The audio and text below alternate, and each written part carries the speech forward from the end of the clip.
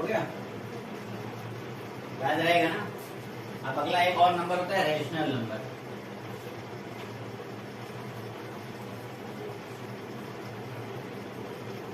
Rational number क्या होता है, जैसे कोई भी नंबर आपको डेसिमल में दिखा, डेसिमल में देखा है, डेसिमल में 2.5, 0.1, 3.5, 2.8 है ना।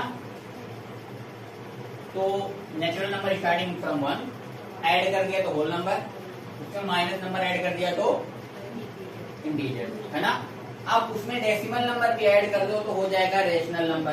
रेशनल नंबर का मतलब होता है जिसको हम p/q फॉर्म में लिख सके, यानी इसको p/q फॉर्म में लिख सके, और q का मतलब 0 नहीं होगा। मतलब मैं समझा रहा हूं, जैसे जितना भी नंबर होता है, कोई भी नंबर हो, है ना, कोई भी नंबर होता है, उसका ऊपर वाला जो होता है वो न्यूमरेटर कहते हैं, पता है। ऊपर वाले को क्या कहते हैं, न्यूमरेटर। तो यानी अगर मैंने यहाँ पे 2 लिख दिया तो ये क्या हो गया, न्यूमरेटर है। अच्छा, ये प्लस में है, पॉजिटिव है, नेगेटिव है, पॉजिटिव है, क्यों है,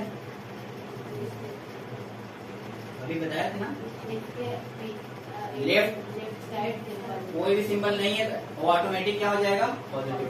तो कोई भी नंबर हो, है ना, ये न्यूमरेटर है ना, इसका हमेशा एक नीचे का डिनोमिनेटर 1 होता ही है।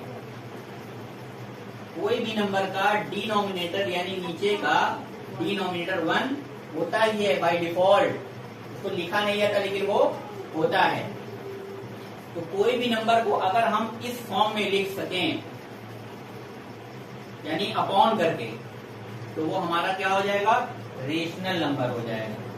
चाहे वो प्लस में हो, चाहे वो माइनस में हो, चाहे वो डेसिमल में हो, डजंट मैटर। अगर हमने उसको अपॉन करके लिख लिया और नीचे 1 आ रहा है, इसका मतलब वो नंबर रेशनल नंबर है। अगर हम उसको अपॉन करके न लिख पाए, यानी नीचे 0 आएगा, तो फिर वो रेशनल नंबर नहीं होगा, क्योंकि यहाँ पे लिखा है p/q फॉर्म में, ऊपर वाला p होगा, नीचे वाला q होगा। और q is not equal to 0, यानी q का मतलब 0 नीचे नहीं होना चाहिए। आया समझ, नहीं आया।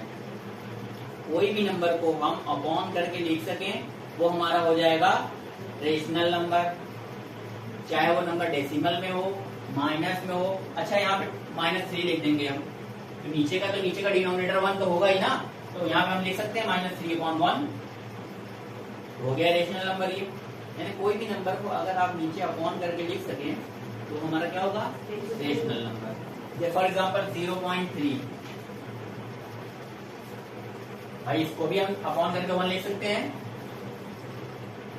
लिख सकते हैं ना। कोई इसका अच्छा, डेसिमल को हटाने का सिंपल तरीका क्या है, डेसिमल को यहाँ पे ले आओ, जब ये डेसिमल को एक नंबर यहाँ सरकाओगे, यहाँ से खत्म यहाँ पे आ जाएगा, यहाँ का मतलब कुछ मतलब ही नहीं है। तो नीचे जब एक डेसिमल यहाँ आता है तो यहाँ पे नीचे एक 0 बढ़ जाता है। एक डेसिमल आया तो नीचे एक 0, 2 नंबर बढ़ेगा तो 2 0, 3 नंबर बढ़ेगा तो 3। आया समझ, डेसिमल कैसे हट सकता है ना। अगर 2.561 इसका अपॉन 1 है, हो गया रेशनल नंबर। डेसिमल यहाँ आया तो 1 0, यहाँ से आया यहाँ 1 0, अब यहाँ से यहाँ पे लाया, खत्म हो गया, हटा लिए। यानी अगर ऊपर डेसिमल है और नीचे हमने 1 लिख दिया है, क्योंकि 1 ऑटोमेटिक होता ही है, बाय डिफॉल्ट डिनोमिनेटर 1 होता ही है, ठीक है। नीचे वाले को डिनोमिनेटर, ऊपर वाले को न्यूमरेटर होते हैं, ठीक है।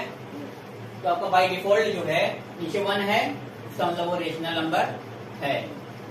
रेशनल नंबर जब आपसे पूछेगा what is the rational number, तो आप बोलेंगे रेशनल नंबर जिसको हम p/q फॉर्म में लिख सके, यानी अपॉन करके लिख सके, और नीचे कम से कम 1 आना ही चाहिए।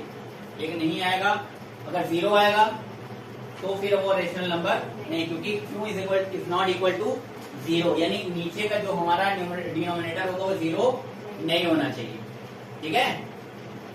आया समझ में। अब जैसे माइनस वाला है, -5 है, तो भी हम 1 लिख सकते हैं, इंटीजर ही हुआ ना माइनस। जब माइनस वाला नंबर आ गया, इंटीजर है वो, है ना। अगर 0 लिखेंगे तब भी तो हम 0/1 लिख सकते हैं, यानी 0 भी हमारा क्या है, रेशनल नंबर है। अब कोई भी नंबर लिखो, उसका नीचे का डिनोमिनेटर 1 होता है। आया समझ में इतना? 1 से स्टार्ट हुआ नेचुरल नंबर, 0 ऐड कर दिया, हमारा होल नंबर, उसमें माइनस नंबर ऐड कर दिया तो इंटीजर्स। अब सब नंबर को हम अगर p बाई क्यू फॉर्म में लिख सके, यानी अपॉन करके लिख सके, तो हमारा क्या हो जाएगा? ठीक है, ऐड कर लो ये वाला रेशनल नंबर।